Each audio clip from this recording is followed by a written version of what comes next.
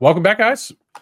It is the end of the month. Joy Beeland is on the other end of the screen, and that can only mean one other thing, that there was a monthly Cyber AB town hall that took place. It was pretty interesting. Welcome back, Joy.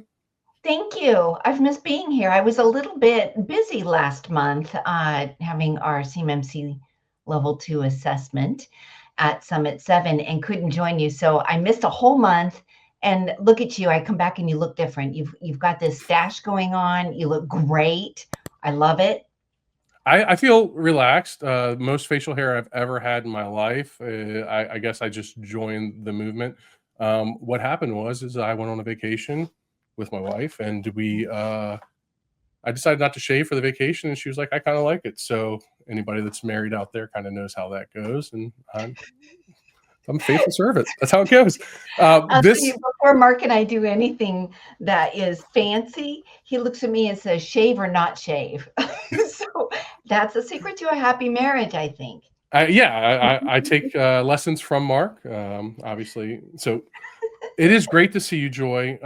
Like I said, that when you're on the screen, it can only mean one thing, and that's we're going to talk the Cyber AB Town Hall that just took place, and we are going to talk about some numbers. We're going to talk about some kind of communication that happened that at the time of this show airing may still be accurate, but they apply to things that are really fast moving parts right now that we expect to be different. And there was a lot of confusion with that. And I think that that's why it was addressed in the town hall. And so we're going to dive into that, and we're just going to get right into it. And like the first thing, Joy, that comes out, and it's a relief, is we get reporting on numbers. We obviously like to talk about or like to analyze and think of where we think the ecosystem is going. And a lot of times we like to pride ourselves in the fact that we're kind of accurate.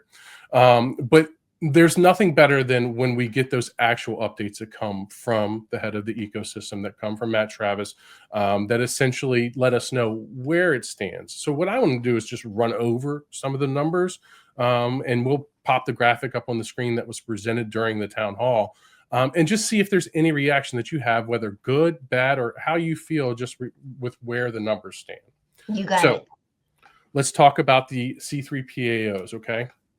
There are currently 63 now authorized C3POs. That means the reauthorization process after the final rule has taken place. 63 people got the good graces. They're good to go. They're good to conduct assessments. 19 of those, there are 19 organizations that have passed DIPCAC assessments that are waiting to be authorized. So that would technically, if everything happens right, take the number up to 82. Okay. There are another 23 that are awaiting DIPCAC to assess them to make sure that their security meets the standards that is necessary. And so that would take it up to 105, right? Boy math, put it together. Yes, we're good. 105.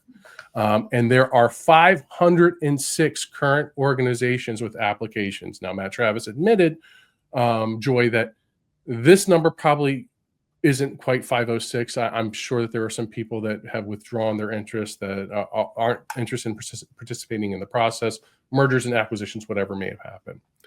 Right now, as it stands, if everything in the process goes through, there are 63 authorized, 63 capable to conduct assessments. I think that number may be a little bit higher now, given some recent news that's taken place. But there's over 100 organizations that are somewhere along in the process that at some point in time are going to be authorized C3PO. So at some point in time, if everything goes according to plans, there's going to be over 100 C3PAOs as of kind of maybe, let's say, 90, 120 days from now. Would you think that's a safe assessment? Yeah, they said by summer, and I really think that looks realistic. They are making really good progress, and I know that DIBCAC has many of them scheduled through May right now. The reassessment process or reauthorization that they're going through, I don't think is that big of a lift for the ones that were all ready to go. And that's why we have 63 right now. The funny thing is, the ones out of those 63, I'm wondering how many are actively conducting those CMMC level 2 assessments because they've got the right people in place. They've got the CCAs that they need, right? Absolutely. Versus how many are sitting there hoping for business and just haven't been able to really get any traction as a C3PAO. Because I don't know about you, but man, I'm hearing a lot of the assessments that are taking place right now are with a much smaller group than 63 of the C3PAOs, right? Yeah, I don't know if that's just because of kind of the people that either we are acquainted with, the people that we know, or the people that our clients may use, like in some sort of combination of that. If that's just the information that we're privy to, or if not everybody participates in the we want to announce congratulations to this company and this company. Because for me, the way that I ingest most of the news that assessments have taken place is either I see a professional acquaintance who is announcing that their organization got certified, or that they were a part of the organization that certified them, or excuse me, that assessed them. Let's be clear in our terminology here. Or just from those different news sources that is kind of announcing it. If I don't I don't have, know. When we talk a little that's where more mine comes about things from. in the town hall, I'll give you some more information on that. How's that? Okay. All right. That sounds good to me. But let's Okay. talk about some more numbers. Okay. Assessors, All right. CCAs. Yep. You can have a billion C3POs if you don't have the CCAs to fill the teams. It's pointless, right? So Yep. that may be something that kind of adds to the point that you made as to how many of them are actually actively conducting them. Some may need CCAs. There's a lot of things that go into that. There are 314 CCAs. Mhm. 314 certified CMMC assessors as of right now, and 687 applicants in the queue. I Mhm. don't know if those applicants in the queue are just people that have put in their application status, or they're somewhere down the line that either need to take the exam, get their tier 3 suitability, which we'll talk about a little bit later, or whatever it is.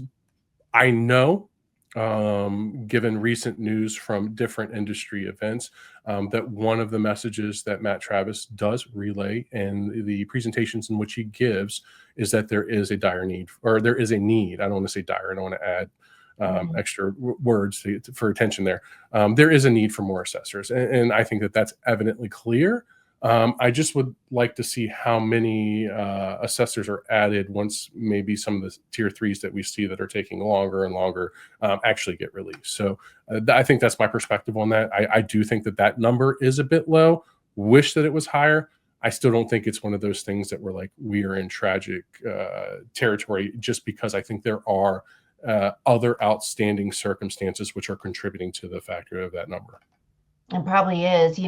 I think that having a 600 plus in the queue to get through, and whether it is that they've taken the class, most of those I would think have taken the class, because you have to pay um, an application fee, I believe, to take the exam, and you can't even be offered the exam unless the training provider has submitted the proof that you've taken that 5-day boot camp, or I think it might be 3 days for the CCA, somewhere in there. So that's a lot of folks in the queue. And if we had 1,000, if you add the two numbers together, you're looking at 1,000 CCAs. That's a substantial amount of CCAs. So I don't feel like we're in jeopardy on CCAs right now. We'll see as it spreads throughout the United States, and then outside of the United States, what that looks like in other countries. But Good what I point. do see is a lot of announcements on LinkedIn that people have achieved their CCA status, and a lot of ads and job openings for CCAs as well. So I I've noticed think that that too. the ecosystem, the marketplace, is really starting to heat up on there being a need for them, with the actual C3PAOs who are booking assessments, and we're in business. I So that's agree. key. Yeah, I think it would be safe to assume that those total CCA applicants, the 687 that we're looking at, all of them obviously are CCPs, right? Because Mhm. you have to be the CCP even to get to Yeah. that level in the progress. It's the whole process, right? So let's talk about the CCPs. CCPs, there are 493 certified professionals, which kind of contradicts my my previous boy math. Okay, I don't get it. But there's 600. There are 493 CCPs, and there are 5,021 total people that have applied to be a certified CMMC professional. What's your So take on that 5,000? I think that is exciting news. I think that that is exactly the kind of numbers bump that needs to happen. Now, Do do I you think that think all those 5,000? 5,000 are serious about taking their exam and doing assessments? I don't, but I like to play the law of probability or the law of percentages, and for me, the law of percentages is at 35%. All right, let's do easy math here, right? If 20% of those actually are serious, which I think the number would be much greater, Mhm. low number, low balling, 20% here, that's 2,000 new CCPs. I don't care what anybody is, 2,000 new bodies injected into the ecosystem with the competency, capability, and intent to perform the mission is not a bad thing. 20% of 5,000, I think, is 1,000. I'm not a You're math 100% expert, right. Good but Lord. that's okay. It's early in the morning, I Jason. meant 40, I Um, meant 40%. It's, you know what? I'm only saying it because I know that everybody listening is gonna be like, "Wait a minute." This guy can't do math, dude. I'll be 100% transparent also. Math was the last college class that I took so I could graduate. I hate math personally, That's but no, so I was if trying we to. have 400 CCPs now, here's the thing. I Jesus. believe that the role of a CCP is super valuable to consulting organizations and to the actual contractors who are getting ready for their certification, and to the managed services community, those ESPs out there. I think that the I, CCP gives such broad and good foundational knowledge yeah, about CMMC that it's super helpful to those roles. However, what I have heard from the C3PAO community is that the value of a CCP is just not there, because it's so important to have a CCA for them to be able to trust that this CCA, this assessor on the team, really understands what's in front of them from the perspective of, I am qualified to assess this. The CCP is not as valuable on the assessment team. That's what I've been hearing. So that doesn't mean that that's every C3PAO out there, but really, if you're a CCP, your true value right now is capturing the ability to guide the implementation, which is also the same kind of role that's what the RPA is supposed to be, right? I agree. And let's talk about that because we don't want to leave out the RPs and the RPAs. Okay. Because again, Mhm. more bodies in the ecosystem with the capability potentially and the intent to perform the mission. And there are right now 339 organizations that are registered practitioner organizations. There are 199 RPA advances, which means they've taken not just the RP training, but the advanced RP training, which is Mhm. and more in depth and et cetera. And then there are 1,596 registered practitioners. No matter what, no matter how you look at it, no matter how you classify the training, the way that you must look at this is that there are more people in the ecosystem and there are more people that are contributing to the positivity of the mission. The only thing you should take away from this is that if there's anything you take away from this, let that be one of the only things. But I think then if you look at and if you've been kind of following the numbers like we have and like Jacob and I have, or like anybody else that really cares about this has, what you see is that the growth is coming, and it's you cannot argue with the fact that the growth is happening more rapidly now that there's a final rule in place, which I don't think anybody is surprised by that, right? But at that timeline of events, would you be surprised by that? No, I think it's super healthy. I'll tell you, I think the RPA is undervalued. I would love for the 1,596 RPs to take it seriously if they want to have some kind of a claim to knowledge and expertise in CMMC and move on to the RPA. The only 199 of those is a little surprising because the curricula, what the RPA learns about actually implementing those controls, that's pretty valuable. Yeah. I would argue that that's the final 2 days of the CCP classes where you're going through the 110 controls. So I'm a little surprised. I think it's undervalued. I think it's underrepresented. I don't hear the Keiko talking often or at all about how Well, important and If you don't valuable. remember, a couple months ago, we got in a little bit of trouble, you and I. I don't know if you remember this or not. Yeah.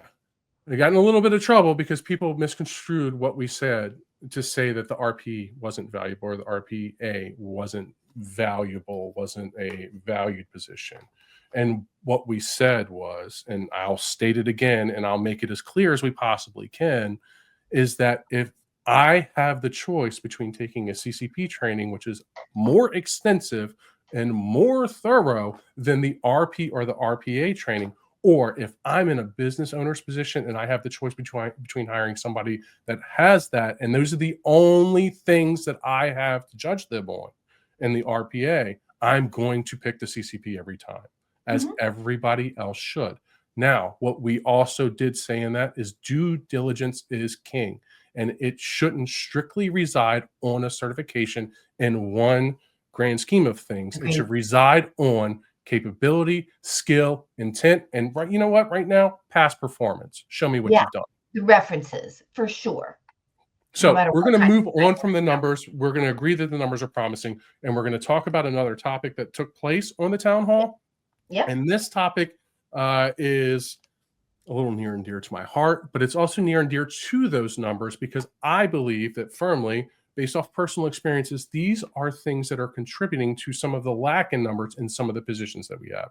This thing in particular, the tier 3 suitability. I'm pretty sure this is a term which is very familiar to anybody that is trying to be a CCP, a CCA, or that pays attention to it. But it's basically the determination that the DoD has made for a background screening for certified professionals within the ecosystem before they can participate in assessments, touch DUI, be certified, period. It's one of the prerequisites now to be a part of it. Pass an exam, pass the background check clearance, tier 3 suitability is what it is, right? But there's a holdup. It's evident that there's a holdup, that this isn't something that is CMMC specific. This isn't something that is DoD specific. Any person that's ever obtained a clearance will tell you that that process can sometimes be very backlogged, very long. Would you agree with that? Agreed. So with that being said, I get back to the numbers that we talked about, and it's hard for me to look past the fact that I do believe that some of those numbers for a lot of those positions where applications are waiting for this person to go from a CCP in training or a CCA that's passed the exam to a full-blown CCA. I think the tier 3 suitability is the thing that is hurting those numbers. Reason why? Because up until, I don't know, 2 days ago, I wasn't a CCP. I was a CCP. I taught CCP classes before. I'm a provisional instructor, but something happened and you had to inquire about it. And my status, for some reason, it got lost, right? It got lost. But now, like I went through the process. I followed the process that they give that we're going to talk about, which is reaching out and saying, hey, something's not right here. What's going on? Finally, it was like, oops, our bad. Doesn't take back whatever's happened. But with that being said, I don't think that this is a one-off situation for me. I just think that I'm one of the lucky ones that found it, followed the process and the steps that were given in the town hall, and got the positive results that I was looking for. Because, like some people might be like, I don't know if I'm going to pass that. I didn't have that issue. You know what I mean? It's like, how come I haven't passed this yet? Is kind of where I was at. But it's resolved. I'm not angry. I'm not mad. I don't want anybody to take my words that way. What I'm saying is that when we look at the numbers, if you think those numbers are low, realize that there are powers outside of DoD, CMMC, Cyber AV control, right, that affect that. And that's the background checks. And once that gets situated, I think that these numbers that we see that are super promising are going to go up more. That's all I have to say about that. So just to be clear, what the town hall direction was is that to wait 6 months when you undergo you've completed the applications. You've been invited, first of all, Sure. you've completed the applications to wait 6 months before you check on the status. Your personal experience is that you waited much longer than that and inquired multiple times Hmm. on the status, and you continue to receive the same information that Hmm. we don't have anything yet, please be patient, kind of a thing. And then you did find out recently that there was some kind of a gap in the communication, right? 20 So months, but I nobody's think that counting. what we need to just be cognizant of is that, as you say, it's not a cyber AB owned process. It's not a DoD owned process. There's a contractor in the middle that they use for these types of things. And it's possible that there's some gaps in the actual people that had been assigned being able to finish out some of those cases or communicate properly. Hopefully, those are all being rectified now. Hmm. And you personally are on your way. And I'm excited about that because the world needs more Jason out there teaching the CCP classes and participating in these assessments. I'm excited for that. Careful So what you wish all for good in the there. end, right? Yeah, no, and that's what I said. Yeah. It is all good in the end, but like we discussed, I do think that that is one of the main contributing factors to the numbers and why there are so many people waiting in status to be a certified position instead of actually being that certified position. And the longer they're in that status, the longer work's not getting done and things of that nature. So it's obviously better for the ecosystem the sooner we can get that situation resolved. Yeah. Um, they covered the email addresses, and what we'll do is we'll pop up a visual on the screen for the email addresses for you to contact. There are certain email addresses for every scenario, actually. If you're a C3PAO with issues with EMAS, that's an email. If you are wanting to look about your tier 3 suitability, that's a different email with a different organization.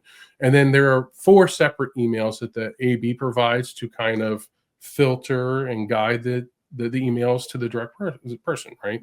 And so that's for typical support inquiries, the complaints, if you have any complaints, appeals, if there's something that happened to you that you feel was, or there was a determination made about your organization that you want to appeal, that's where you're going to go to appeal. And then events, if you want people from the AB to come and speak, present, exhibit, whatever it is, an event that you may be hosting, you would reach out to them for that. And again, we're going to pop those up.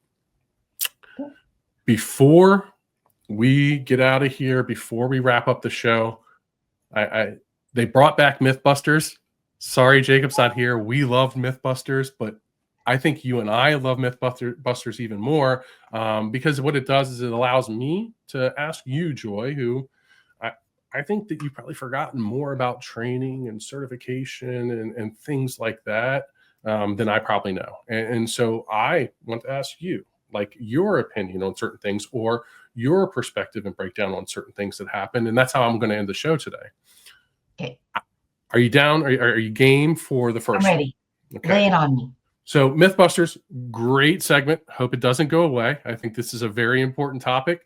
The rumor is, I'm going to read this verbatim from the slide, and we'll pop up the slide with attribution to the AB Town Hall so that people can read it for themselves too. But non-CSP, so non-cloud service provider, external service providers, ESPs, such as MSPs and MSSPs, managed service providers, managed security service providers, acronym soup for you coming, can get just their shared responsibility matrix, right? So just their SRM or customer responsibility matrix, CRM, certified at level 2, scoped for those security assignments that the OSC would inherit.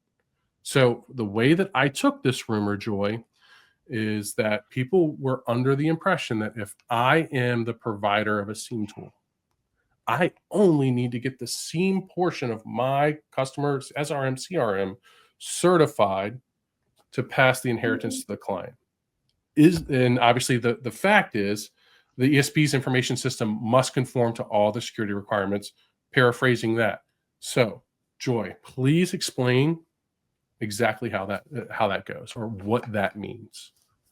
So the first thing I want to say is that I'm not sure that the answer that they gave to this Mythbuster was the best way to inform the MSP and MSSP community Hmm. of what the expectations are. Because for them to say simply that, hey, you can't be assessed on just your shared responsibility matrix, it has to be your whole environment, actually is like halfway there. Because here's what I am receiving direction on. And I actually emailed my version of how a ESP should be assessed as an MSP to the DoD PMO office, and the OSD Pentagon DoD CIO mailbox responded to me. Hmm. And in my email, I said, here's the example of how we think we should approach this. We have our shared responsibility matrix, and within each of those controls and the individual assessment objectives, we have identified where we have full responsibility, shared responsibility, or no responsibility for the implementation of those controls on behalf of our customers. And we believe that our system security plan should incorporate the shared responsibility matrix so that where we say we have full control over it, we want to be assessed that yes, how we provide that service is the type of capability that our customers should be able to inherit, Hmm. right? Where we have shared responsibility, we identify and demonstrate what our portion is, but then we also give information in our in shared responsibility matrix for what the expectation is that the customer would be providing. And Okay. then where we have no responsibility, we say this is not a capability that we have the ability to provide on behalf of our customers. So our system security plan also has the information on how we do fulfill that as our own organization, however.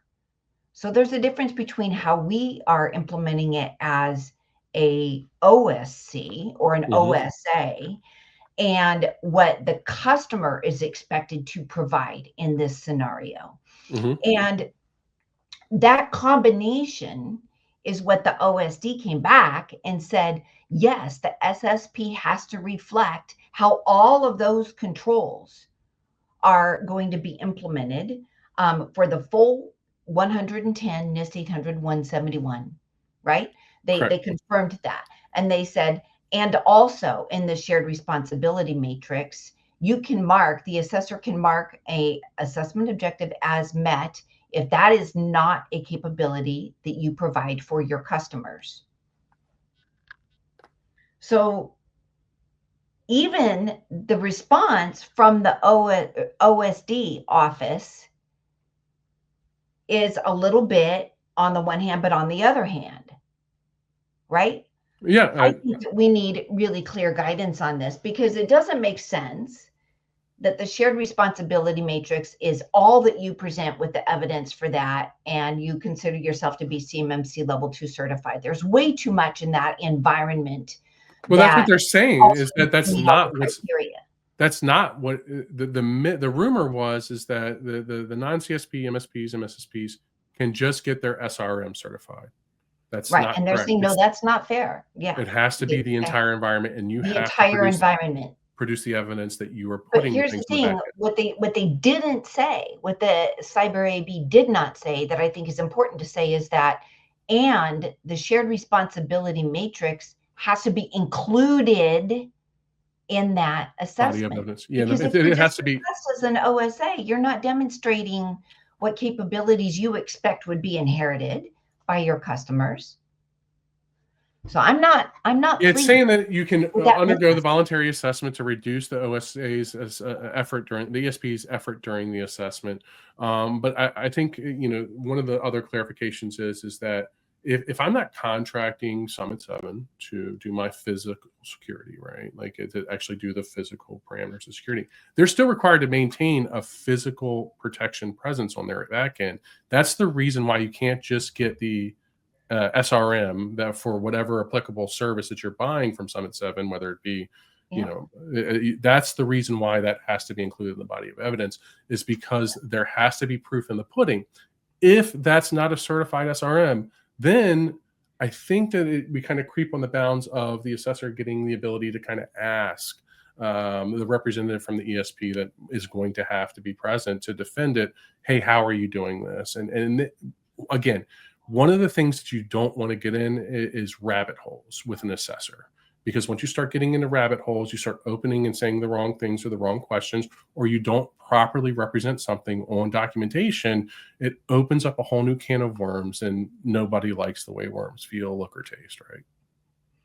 Yeah, I Except for agree. fish. I Fish do love it. think, though, that the assessor should be asking for how that is demonstrated in the shared responsibility matrix for all of the ESPs as they go through. I agree. Right. So if that's not if that is not included, then they are giving a the ESP would be handing their customers a shared responsibility matrix that no actual assessor eyeballs were on. Yeah.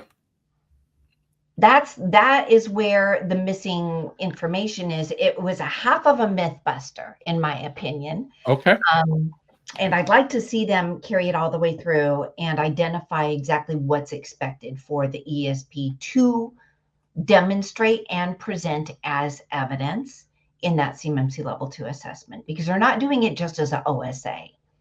I'm going to be 100% honest. I didn't expect that your answer was to be kind of like on that level of spiciness. That's why I did that question first.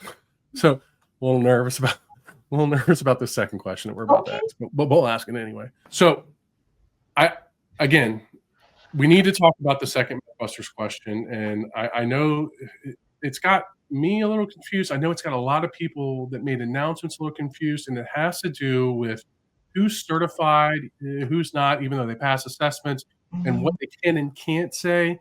And from my understanding, it has something to do with the other topic that we're molding together, which is the CMMC certificate itself, right? You are now CMMC certified. And I know that we announced something, Joy, and since you're kind of, that's your thing, I just want to ask, like, can you clarify kind of what was said, what happened, what's going on? Yeah, I kind of feel like this was a half of a Mythbuster answer, and they could have been a little bit more complete on it, at least acknowledging that. So what we have happening with the left-hand, right-hand scenario is the DoD PMO is sending out information with a direct inquiry saying, hey, if you have the CMMC UID, right, the DoD UID that was issued to you, the number from the C3PAO, in addition to the body of evidence from your assessment, it's sufficient to prove your organization is CMMC level 2 certified. And again, just to ask a question, Joy, the DoD UID is the number that is assigned to an OSA by the C3PAO once their information is input in the SPRS, correct? Yes. Okay. Yes, or into EMAS. I don't know if the C3PAO, which of those EMAS, two they generate that number from. You're right. But the C3PAO can't do that until they've completed the entire assessment, determined, yes, it's the full 110. There's no poem items. They upload it. They receive this UID number, right? And this kind of circles back to the number of C3PAOs actively doing assessments, just as an aside. Because the numbers that we were issued here at Summit 7 were fairly low, and like in the low double digits, right?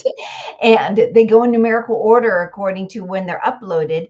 And we were already, a month out from the go live date. So anyways, once you have that number, and according to the DoD PMO, and you've got the body of evidence, you're CMMC level 2 certified. The Cyber AB at the same time was saying, please don't publicly announce, because we don't have the actual certificate. And the certificate is what they showed on the town hall last night, that we finally have it in hand. These are the fields that need to be populated.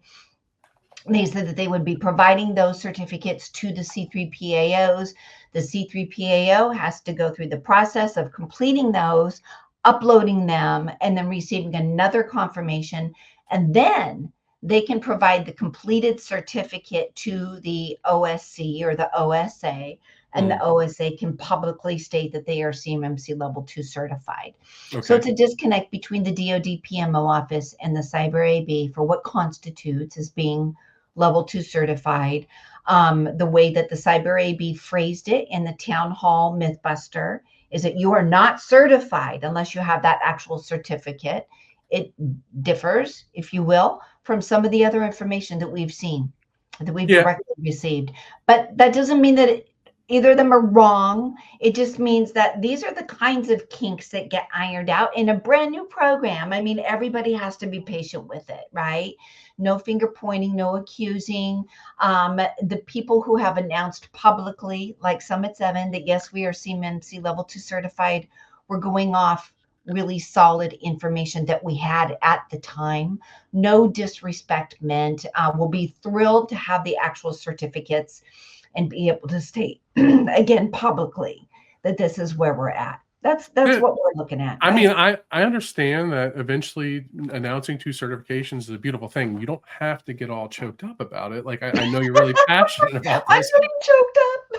So from my perspective, it sounds like that realistically, in the eyes of the Cyber AV, which is the authorizing body for those certificates, you're not certified until the certificate's in hand, right? And the biggest holdup is that there were a bunch of companies that have these low digit numbers that have completed assessments since the rule went final, that we're just waiting for some of the kinks in the process to be ironed out, right? Happy to wait, happy to be the beta client, whatever it is. I think that that's going to wrap it up. I'm happy that you're back in the fold. I'm happy that whenever we do receive certificates, that we'll be happy to announce that we've passed both of them. Cat's out the bag. I guess we ruined the big surprise.